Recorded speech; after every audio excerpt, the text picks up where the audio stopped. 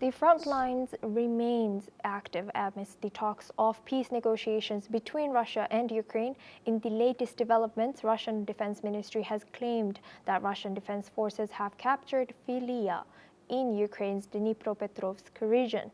In the recent days, both sides have claimed their advances in the conflict zone. Earlier, there was a report of a Ukrainian drone attack on the nuclear power plant. Kursk acting governor has called these attacks a threat to the nuclear safety. These developments have come at the time when both Russia and Ukraine are targeting important infrastructures. Now we go back to our guest discussion with Ruben Johnson. Thank you, Ruben, for staying with us. Now, what are we to Thank you for having me. Thank you. Now, what are we to make and trust when Ukraine claims other gains, while Russia claims other gains and other destructions, both of them claiming different things?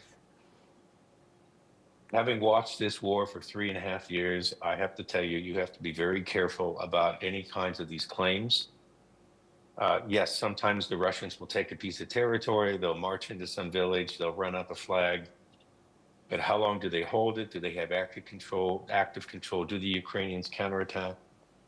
And I don't know the details because I haven't been able to verify them yet, but I'm deeply suspicious of these accusations about an attack on the power plant in the Kursk area, because there have been multiple attacks on the power plants in the large nuclear power plant in southern Ukraine that's been hit with it's a potential disaster. And the fact that the Russians are now claiming an attack by Ukraine on one of their power plants makes me deeply suspicious that there's something that's very, very disastrous in the offing that the Russians are trying to hide.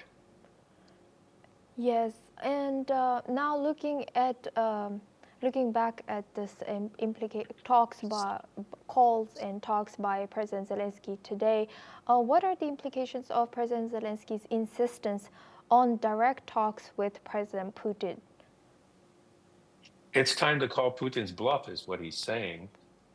And that has generally been the view, not just of Zelensky, but of most of the European allies. The European allies keep saying, okay, let's say if Putin's really interested, let's have these discussions. And if Putin refuses to have them, then that means his quote unquote peace initiatives were never real to begin with.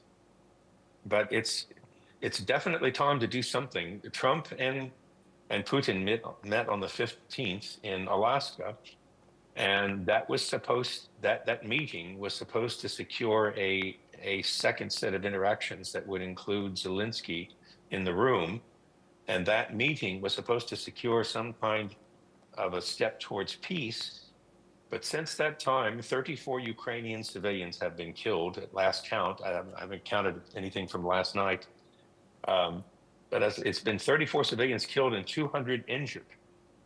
So you have to ask yourself, why is Putin consistently blaming the other side, and why is he showing up for these interactions? And he talks about, oh yes, we'll have a meeting, but the meeting never occurs and the killing goes on. And it's a pattern we've seen over and over and over. And do you think this approach is right by both leaders? Do you think this approach can pressure Russia diplomatically or Kyiv diplomatically? Well, I don't know why you would pressure Kyiv diplomatically, because Ukrainians today are complaining, not just today, but they've been complaining. They've been saying, look, we feel like we are being forced to sign a deal that would be the kind of deal we'd have to sign if we lost the war, and we haven't lost it. And Russia hasn't won it. But some of the European countries and the US seem to want us to give up territory, which would seal our fate. That's one aspect of all of this. And the only other thing I can say is that what I said before is pressuring Russia diplomatically isn't really going to do much of anything. You have to sanction the entire shadow fleet.